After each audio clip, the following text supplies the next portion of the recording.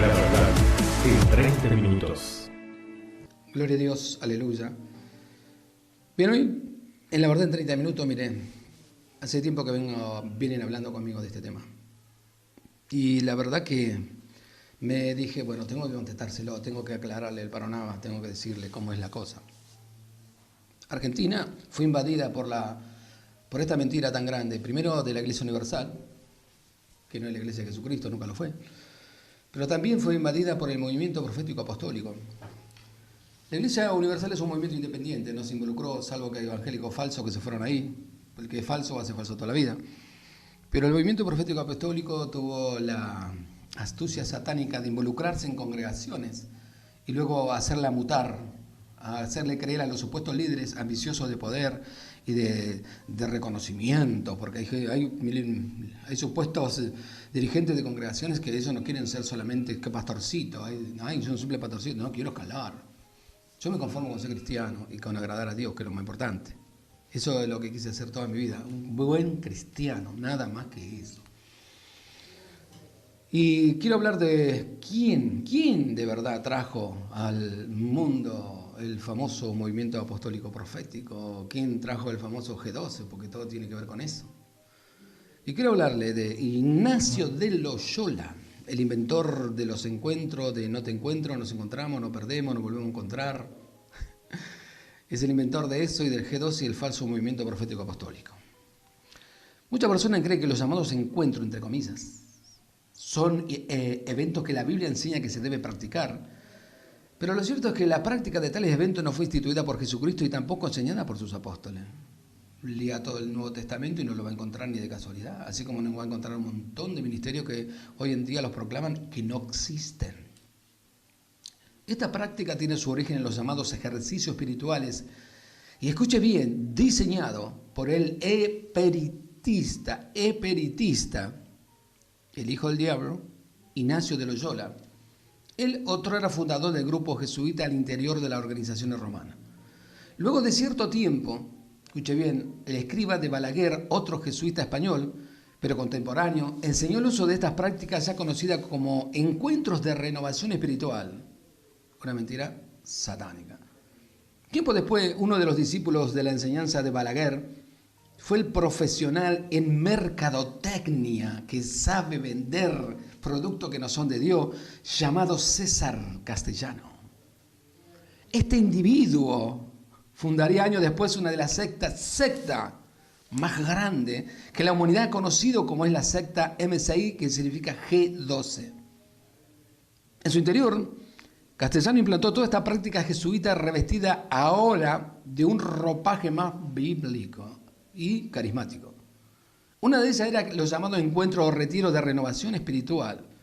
En la actualidad estos eventos siguen teniendo ese alto grado de misterio tal como lo tuvieron en su tiempo los ejercicios espirituales de Loyola. Estos eventos ocultistas se practican, escuche bien, las regresiones. Ay, se da cuenta que ella es tu mamá o que él es tu papá y que vos decirle todo lo que tenés que decirle, para a pesar de que no estén vivos, decirle todo lo que tenés que decir, ahí regresiones. ¿Dónde está en la Biblia? De modo que si uno está en Cristo, nueva criatura es, las cosas viejas pasaron, todas son hechas nuevas. Si vos no perdonás, Dios no te perdona. ¿Qué más practican estos ejemplares? La cancelación de maldiciones generacionales. De ahí viene la mentira de las maldiciones generacionales. Ay, sí, porque vos tenés que romper las maldiciones generacionales, tenés que poner plata que me ora por vos y se va a romper. La tumbada al suelo producto de la supuesta unción. Aquel invento espiritista que nada tiene que ver con la santa unción que el Espíritu Santo da a sus salvos. Entre otras prácticas espiritistas más. ¿Sabe? Hoy en día han perdido el discernimiento de cuándo es Dios el que ora y cuándo es el diablo que está en medio de ellos. ¿Por qué? Porque se desviaron. Porque no escuchan a Dios, no les interesa. Los encuentros, su práctica y doctrina conexa son una gran burla a la bendita obra redentora de Jesucristo en la cruz del Calvario. Obra santísima que da absoluta libertad a los redimidos, Juan 8, 32 al 36. Un salvo regenerado no necesita de esos llamados encuentros. Aparte es un negocio. Llevan 300 personas, 400, les cobran algo de 10.000, 15.000 pesos a cada una, pagan el predio, póngale, no sé, 200.000 y 500.000 en comida, si es lo que gastan, vamos a suponer, y todos los demás millones le quedan a 3 ejemplares que dicen que son los que Dios bendice, claro, robándole a la gente. Oh. ¿Sabe? Hay algo que usted tiene que aprender. Los logros materiales, y aprenda, y espero que Dios le dé iluminación, si es que todavía el Espíritu Santo tiene algo en usted. Los logros materiales no tienen nada que ver con las conquistas espirituales. Se lo repito de nuevo por si no entendió. Los logros materiales no tienen nada que ver con las conquistas espirituales. Mire a Pablo. Bien, los primeros inicios que tenemos sobre este tipo de práctica dentro del cristianismo se origina dentro de la Iglesia católica, siendo su principal precursor Ignacio de Loyola. San Ignacio de Loyola, como se lo conoce, nació en el año 1491 en Loyola. Su vida transcurrió primero entre la corte real y la milicia. La carrera militar de Ignacio de Loyola se vio truncada cuando una bala de cañón le rompió una de sus piernas durante la lucha en defensa del castillo de Pamplona. Ignacio, gravemente herido, es trasladado al castillo de Loyola, en donde queda confinada en una de las habitaciones de aquel castillo, para pasar por un largo proceso de recuperación de aquella trágica batalla que había truncado su carrera militar. Con el objeto de distraerse durante la convalencia, Ignacio pidió algunos libros de caballería, o sea, aventuras de caballeros de guerra o algo por el estilo. Pero lo único que se encontró en el castillo de Loyola fue una historia de Cristo y un volumen con historia o relato de la vida de santos. Ignacio lo comenzó a leer para pasar el tiempo, pero poco a poco empezó a interesarse en esos escritos, de tal manera que pasaba día entero dedicado a la lectura. Convencido de que lo leía, resolvía imitar a los santos y empezó por hacer toda clase de penitencia corporal. Ignacio llegó a creer que todo era pecado. Este pensamiento lo llevó al borde de la desesperación, tan igual que los legalistas de cuarta, los pentecostales. Después de este periodo y con el transcurso de los años, realizó estudios de teología en París, donde se unieron los primeros compañeros con los que había de fundar más tarde la Compañía de Jesús, hoy conocida como Jesuitas. Una de las obras más famosas y fecundas de Ignacio fue el libro de los ejercicios espirituales. Loyola desarrolló todo un sistema para buscar a Dios. Esta metodología estaba expresada en este libro que servía de guía a los que se ejercitaban con estas prácticas mentales y espirituales. En ella se indicaba con mucha exactitud los pasos a seguir para obtener un encuentro efectivo con Dios. Ignacio de Loyola murió súbitamente el 31 de julio de 1556, fue canonizado en el año 1622 por el Pío XI. Le proclamó patrono de los ejercicios espirituales y retiro. Bien, la Iglesia Católica ha asegurado que los ejercicios espirituales son el instrumento del que ha servido el Señor para comunicar su espíritu a innumerables personas y llevarla a la santidad. ¿De dónde? Cabe mencionar que este tipo de prácticas nunca causaron mayor relevancia en la feligresía católica, pues sus prácticas eran realizadas por personas vinculadas al servicio total dentro de la Iglesia. Desde entonces, los jesuitas han constituido las conocidas casas de retiro, a donde acuden para realizar sus ejercicios espirituales. De esto sabemos que en la actualidad, de que un sacerdote jesuita o reclutado jesuita nunca revela este voto o secreto y prefiere morir antes que revelar el pacto de silencio que juró entre su retiro. Ahora, los encuentros aplicados a la feligresía. En el año 1928 surgió otro fraile de origen español llamado José María Escrivá de Balaguer, fundador del Opus Dei, que significa obra de Dios. José María Escrivá de Balaguer nació en Barbastro, Huesca, España, el 9 de enero de 1902, recibe la ordenación sacerdotal el 28 de marzo de 1925, ejerció su ministerio en varias parroquias, siendo una de ellas la iglesia de San Pedro Nolasco, rígida entonces solamente por sacerdotes jesuitas. El 2 de octubre de 1928, según su propio testimonio, escuche bien, vio que Dios le pedía que difundiese en todo el mundo la llamada universal a la santidad, el llamado universal a la santidad, y que abriera un nuevo camino dentro de la iglesia. El trabajo realizado por Balaguer a la creación del Opus Dei obtuvo un éxito rotundo en la feligresía de la iglesia católica. Décadas siguientes es la década de los años 70 y 80 que cobra un mayor auge. Es en Europa y específicamente en España en donde se estalla esa euforia espiritual con la práctica de los encuentros del Opus Dei que había sido fundado en 1928. Los españoles laicos empezaron a contar las maravillas de los famosos encuentros. No solo hablaban de tener un verdadero encuentro con Dios, sino que también estaban dispuestos a defender a la iglesia, aún con sus propias vidas, si era necesario. ¿Sabe eso? Y usted tendría que dar gracias a Dios, que Dios nos sacó de toda esa mentira. y que si hoy daríamos nuestra vida solamente es por la causa de Cristo. Bien, la Iglesia vio en el Opus Dei una nueva fuerza y una gran oportunidad para poder inyectar en la feligresía una nueva visión e implantar un sistema que le ayudaría a remediar los grandes problemas que tenía en ese entonces. Y escucha bien, especialmente con la feligresía en América Latina, en donde se concentraba su mayor membresía fiel y devota. Eran años cuando América Latina estaba siendo impactada de una manera extraordinaria con el Evangelio de Jesucristo, predicado con poder, especialmente por las denominaciones llamadas a servir al gran Dios y hombres consagrados a Cristo. En Guatemala eran los años más crudos de la guerra interna, lo mismo ocurría con varios países de América Latina. Es en ese tiempo que la iglesia protestante sufría los embastes de la guerra y del acérrimo asedio del neocatólico. En los años 80 y 90 surgen los llamados movimientos de renovación católica carismática. El ecumenismo cobró un mayor auge y se da la unión de la iglesia católica con los protestantes. ¡Qué vergüenza! De una manera más abierta y clara y sin ocultar su verdadera unidad. El movimiento carismático introdujo un nuevo estilo de culto en la iglesia. Las parroquias del barrio pronto dejaron de ser silenciosas y aburridas. Se escuchan bocinas y equipos de sonido moderno.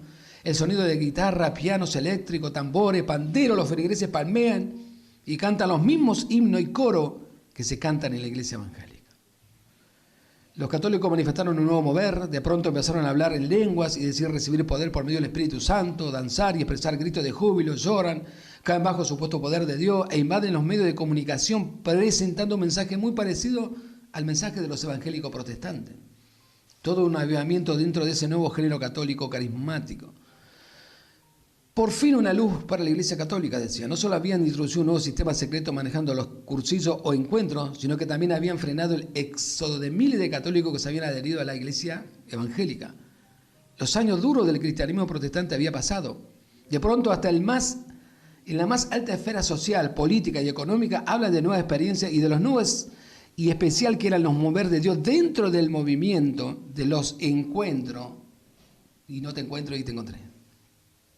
Recordemos que antes de llegar a la última manifestación de la explosión carismática, la Iglesia, por medio del Papa Pablo VI, había convocado al fortalecimiento del Concilio II, el cual había iniciado Juan XXIII y Pablo VI, consolidó este concilio ecuménico en una nueva estrategia que había montado el Vaticano. Entre sus principales puntos estaba no entrar en confrontación con el resto de las religiones, sino buscar un acercamiento entre ellas para juntas lanzarse a la casa de los que ellos llaman, escuchen, las sectas evangélicas, y así poder disipar todo movimiento que represente peligro para eso. Recordemos, mi hermano, que América Latina concentra la mayor cantidad de fieles a la iglesia oficial. Este continente había sido conquistado por los españoles y ellos mismos habían implantado el sistema religioso en el nuevo continente. Como consecuencia, América Latina era netamente católica. Es necesario apuntar a este apartado que en estos años 70, 80 y 90, que surge un nuevo movimiento en la iglesia protestante, nace lo que se conoce como neopentecostalismo. Se habla de avivamientos y de una nueva obra del Espíritu Santo. Surgen nuevas doctrinas y también nuevas corrientes teológicas. Todo esto se hizo para dar un giro dentro del movimiento cristiano protestante. Los pentecostales pobres con su música y estilo ranchera se fueron quedando en la saga. La iglesia neopentecostal se aglutinó de las clases sociales media, pequeña y mediana empresaria, gente con educación secundaria y universitaria. La música es renovada con una fuerte influencia de música al estilo rock y pop. Fueron los jóvenes el blanco de esta nueva corriente, teniendo ellos la posibilidad de desarrollarse y expresarse con la música, la danza, el teatro. Su participación fue más que activa que pasiva. Fueron más influyentes tanto dentro como fuera de la iglesia. Es en este surgimiento neopentecostal que la Iglesia Católica aprovechó la separación de la misma iglesia protestante conservadora. Note que es durante este periodo, finales de los 80 y la década del 90, que surge con mayor fuerza los ministerios proféticos y apostolado moderno dentro de la iglesia evangélica. Se dejó el trabajo pastoral para recibir una nueva visión, y desde entonces han sido estos apóstoles y profetas los que han traído las nuevas revelaciones. O sea, la Biblia ya no sirve a las supuestas iglesias. Una revelación no precisamente bíblica y fuera de todo contexto doctrinal. Reflexiones para hoy en la palabra falso profeta, por ejemplo. 2 Pedro 2.1 dice: pero hubo también falso profeta en el pueblo, como habrá entre vosotros falsos doctores que introducirán encubiertamente herejía de perdición y negarán al Señor que los rescató, atrayendo sobre sí mismo perdición. Nuestra iglesia está invadida por una plaga de falsos profetas. que están dañando la credibilidad del Evangelio y poniendo en tela de juicio la palabra de Dios. Esto refleja la ignorancia que hay sobre el concepto bíblico de un profeta. Ahora, ¿qué es un profeta o qué era un profeta según el Antiguo Testamento? El profeta apareció cuando el pueblo hebreo desechó el gobierno de los jueces. Eso está en 1 Samuel 8:5. Pidieron reyes como los pueblos paganos. Fue entonces que Dios apartó a ciertos siervos para que vivieran apartados del poder y estudiaran la Torá, la ley de Dios dada a Moisés, e intervenir cuando los líderes se apartaran de la palabra revelada, anunciándole las consecuencias que acarrearía la desobediencia a Dios. Los profetas de hoy no condenan el pecado, ni preservan la verdad revelada por los apóstoles, sino que le hacen el juego al sistema y traen falsas revelaciones. Basta ver a ciertos profetas que continuamente anuncian cosas que no ocurren y algunos usan el don de intuición, pronostican acontecimientos que científicamente ya se ve venir. Lo más terrible de estos falsos profetas es que usan sus revelaciones para manipular la mente de las personas y a veces hasta hacen política barata o buscan dividirlos o ganancia dándole a la gente falsas esperanzas. Pregunto, ¿por qué se prolifera tanto falso profeta hoy día? Por la ignorancia del pueblo de Dios. Osea capítulo 4, verso 6. Por falta de conocimiento de la Sagrada Escritura. Segunda de Timoteo 3:16, y por la incredulidad que ciega el entendimiento y no le permite poder juzgar a los espíritus. Primera de Juan 4:1, para discernir lo que es y lo que no es de Dios. ¿A dónde han caído? ¿Sabe? Todo por no orar, todo por no ser dirigido por el Espíritu Santo. Te cuento algo, vos no podés decirme que estás lleno del Espíritu Santo de no tener conocimiento de la palabra. ¿Por qué? Sencilla razón, porque el Espíritu Santo inspiró la palabra. Él es la palabra viva y eficaz. ¿Entiendes? Entonces tú tienes que estar lleno de la palabra para poder estar lleno del Espíritu Santo. Y es la única manera que el Espíritu Santo puede ministrar tu vida y guiarte a toda verdad y a toda justicia. La ignorancia hace que vos creas cualquier cosa. Y hay mucha gente que supuestamente dice que habla en lengua, pero viven como hijos del diablo. ¿Me entiendes? Eso no es señal de que eres un hijo de Dios. Así que tengamos cuidado con los encuentros, que no te encuentro, que nos encontramos, que te encontré, que para lo único que sirve, ya les digo, es para que ellos se llenen de dinero y vos te llenes de demonio, porque no te llevan a encontrarte con Dios. Eso es una mentira. ¿Querés tener un encuentro con Dios? Jesús lo dijo bien claro. Ve a tu cuarto, enciérrate y ora a tu Padre. Y tu Padre que ve lo que tú haces en secreto, te recompensarás en público.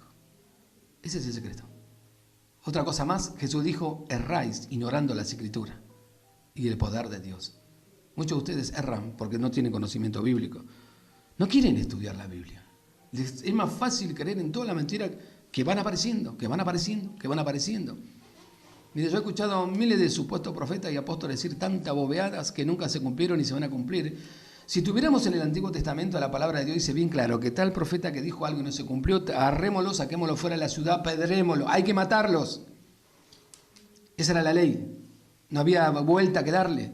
Entonces se tenían que cuidar si era de Dios o no era de Dios. Sin embargo, hoy en día no les interesa, mienten, engañan, hacen cualquier verdura. Total, la gente se presta para eso. La ignorancia es tan grande, no solo a nivel espiritual para no reconocer la voz de Dios y la guía del Espíritu Santo, sino tampoco para no reconocer a aquellas personas que de verdad Dios nunca los llamó. Que una persona tenga carisma para predicarte no significa que Dios los amó. O incluso muchas veces que haya estudiado pero no tenga la dirección del Espíritu Santo no significa que Dios los amó.